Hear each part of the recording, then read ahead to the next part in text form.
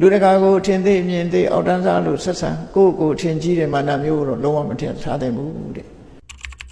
မာနဆိုတဲ့အရာဟာအဗ္ဗဓမ္မသူကကိုထင်ရောက်လို့ဆိုးကျိုးဘက်ကိုဥလက်သွားတယ်ပေါ့မာနသို့တော့ရှိတဲ့မာနမရှိတဲ့မာနဆိုတာကိုနှမျိုးခွဲပြီးတော့သိဖို့လိုတယ်မရှိတဲ့မာနကသူများကိုအထင်သေးအမြင်သေးငါလောက်မတော်ဘူးဆိုတဲ့အတွေးမျိုးထားတဲ့မာနမျိုးကမရှိသင့်ဘူးရှိတဲ့မာနဘာလို့ဆိုရင်သူတောင်ဖြစ်အောင်လုပ်နိုင်သေးတာငါလည်းဖြစ်အောင်ကြိုးစားမယ်လူတယောက်စီးပွားရေးအောင်မြင်သွားရင်သူတောင်စီးပွားအောင်မြင်အောင်လုပ်နိုင်သေးတာငါလည်းစီးပွားအောင်မြင်အောင်လုပ်မယ်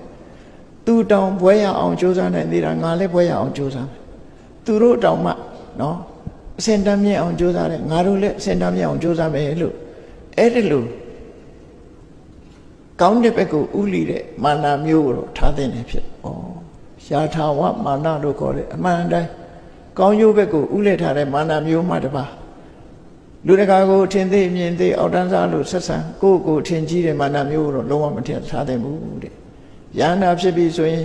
အတ္တမိမာနလို့ဆိုရင်ငါတော်တယ်ငါတတ်တယ်ငါအကြီးချင်းပေါ်မှာအထင်ရောက်မှုတွေအားလုံးကိုလုံးဝဖယ်ရှားပစ်လိုက်နိုင်ပြီလို့သူတို့